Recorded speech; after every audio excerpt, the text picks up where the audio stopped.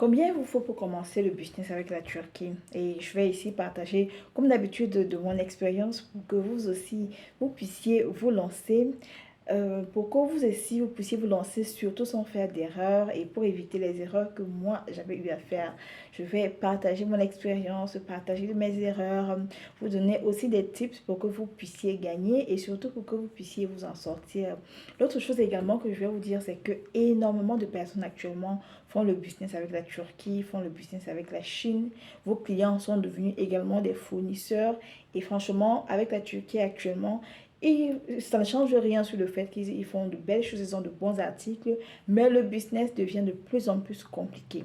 Donc, je vais également vous donner des petits tips, des astuces pour que vous puissiez vous en sortir. Si c'est la première fois que vous me regardez, vous me voyez, je suis Elodie Onana, je suis web entrepreneur et depuis 2019, je vous accompagne avec le business en ligne, avec la Turquie, avec la Chine. Je vous accompagne, je vous encourage à vous lancer dans le business en ligne parce que je suis convaincue qu'on a tous un potentiel qu'on peut monétiser. Alors, parlons du business avec la Turquie. Comment est-ce que moi, avec combien est-ce que je me suis lancée? Alors, je me suis lancée dans le business avec la Turquie véritablement hein, en 2020. Je suis allée pour la première fois en 2019. J'ai vu les opportunités. J'ai vraiment été émerveillée, éblouie par le pays. Et j'étais en mode waouh, le pays propose énormément d'opportunités. Et depuis 2019, je suis allée plusieurs fois pour acheter des vêtements, pour acheter de la marchandise qu'on envoyait au Cameroun et tout. D'ailleurs, la veste que je porte là, c'est un ensemble. Je pense que vous l'avez déjà vu parce que j'avais fait un shooting avec. La veste que je porte là, c'est un ensemble que j'avais acheté en Turquie. Donc, ça vous donne un peu la tendance des articles qu'on peut avoir de la Turquie. Et je m'étais vraiment spécialisée, focalisée sur les tailleurs parce que je trouve que c'est chic, c'est beau, ça habille et tout ça. Vous en avez pour tout type en Turquie. Donc, je m'étais lancée en 2020. Du moins, je me suis vraiment concentrée en 2020 et ce que je vendais, c'était du moins ce que je vends, hein, les vêtements, les sacs, les chaussures grandes pointures de la Turquie. Et j'ai véritablement commencé avec 400, je pense, non, 267 euros, voilà. J'ai véritablement commencé avec 267 euros et 267 euros représente environ 200 000. C'est près de moins de 200 000. Donc, j'avais le choix de soit utiliser les 267 euros pour ajouter ma garde-robe, pour acheter des mèches, pour acheter des chaussures, pour acheter des sacs, pour voyager et aussi parce que j'adore voyager. J'avais le choix entre utiliser cet argent pour moi, pour mes besoins personnels ou alors utiliser cet argent pour faire le business et j'ai décidé de fructifier et je vous assure que ça a été la meilleure expérience, la meilleure décision que j'ai pu prendre. Pourquoi? Parce que des années plus tard, 3 ans plus tard, le business avec la Turquie reste l'un de mes business les plus rentables, les plus intéressants, les plus demandés, les plus tout ce que vous voulez. Et donc, j'ai commencé avec les sacs à main. Et ce qu'on faisait, c'était de travailler avec des fournisseurs.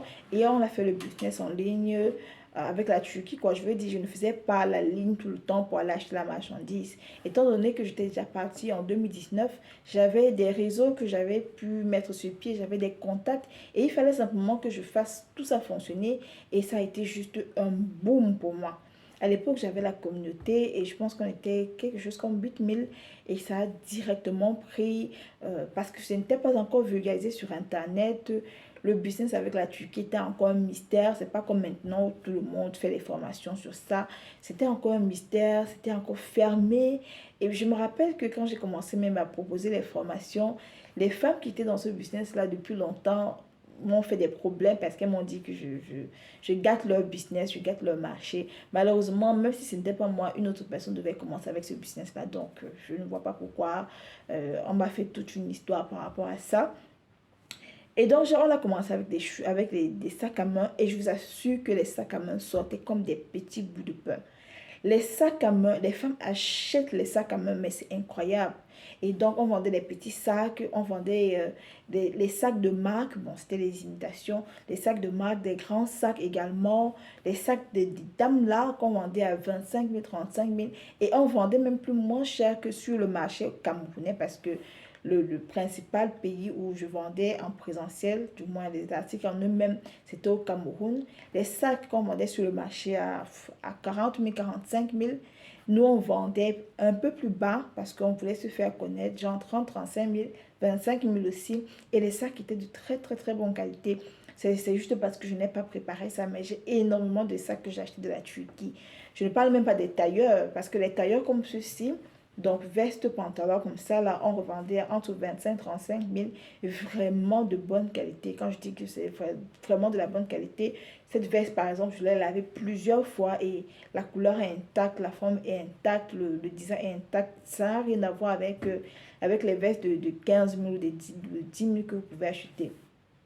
Donc, on a commencé à faire les sacs et au fur et à mesure que la demande s'agrandissait, on a viré vers les tailleurs, on a diversifié avec les chaussures grandes pointues, on a diversifié avec des vêtements, on a testé aussi la layette de la Turquie, mais c'était pas trop ça parce que c'était cher. Et quand ça arrivait au Cameroun, les revendeuses avaient du mal à sortir la marchandise parce que c'était vraiment cher. Le marché africain est inondé avec la layette de la Chine, ce qui fait que au niveau des prix, honnêtement, il n'y avait pas photo. Du moins, le business avec la Turquie, et je le dis tout le temps, hein, depuis 3 ans, je répète la même chose. Pour moi, ça a été une bénédiction. Il y a des gens qui vont trouver des niches dans autre chose, dans les parfums, dans les cheveux, dans des sacs et tout. Moi, franchement, c'était avec la Turquie, ça a été, la Turquie a été une bénédiction pour moi.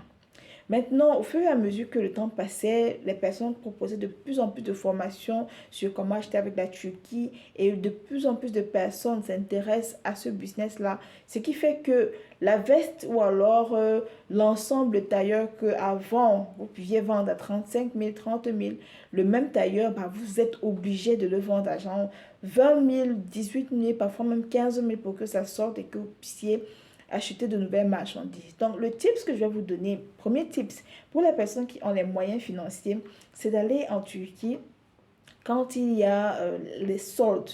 Et ils font en fait les soldes pendant des périodes spécifiques pour liquider les anciens stocks et mettre les nouveaux stocks. Et pendant la période de solde, je vous assure que vous pouvez avoir des affaires incroyables. Vous pouvez acheter par exemple un tailleur comme celui-ci à 10 dollars alors que normalement il est vendu à 30 dollars. Vous pouvez acheter des chaussures qui normalement sont vendues à 15 dollars. Vous pouvez les acheter à 5 dollars. Je vous assure que la période des soldes, c'est incroyable. Ça, c'est la première des choses. Deuxième des choses, si vous êtes déjà en contact avec les fournisseurs, achetez énormément fait le stock régulier lorsqu'il y a des soldes parce que outre la période spécifique en Turquie où dans toutes les boutiques il y a des soldes, il y a également les périodes où dans ces boutiques là ils font des soldes. Donc les anciens articles qui veulent liquider et tout pour acheter de nouvelles marchandises, et moi je faisais ça régulièrement. Ça fait que ça vous fait un bénéfice en fait de 200%. Honnêtement, ça vous fait un gros bénéfice.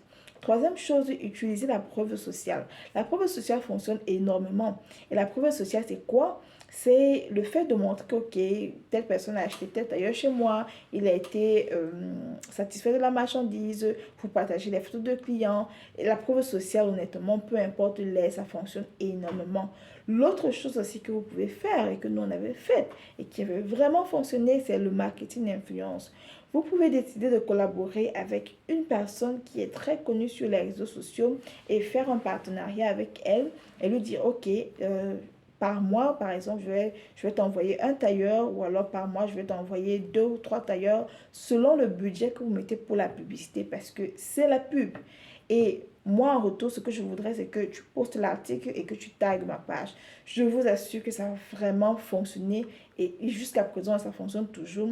Et cibler les personnes dont l'audience, ce sont des femmes qui, elles aussi, s'habillent comme ça, qui ont un certain standing. Parce que si vous ciblez une personne qui a une audience, des personnes qui sont peut-être très très jeunes, qui aiment plus s'habiller sexy, vous êtes d'accord avec moi que vendre les tailleurs, ce ne sera pas facile. Donc, quand vous allez choisir la personne avec qui faire le marketing d'influence, regardez plus son audience. C'est une audience jeune, de quel âge à quel âge? Est-ce que la personne interagit avec l'audience ou pas? C'est super important à savoir.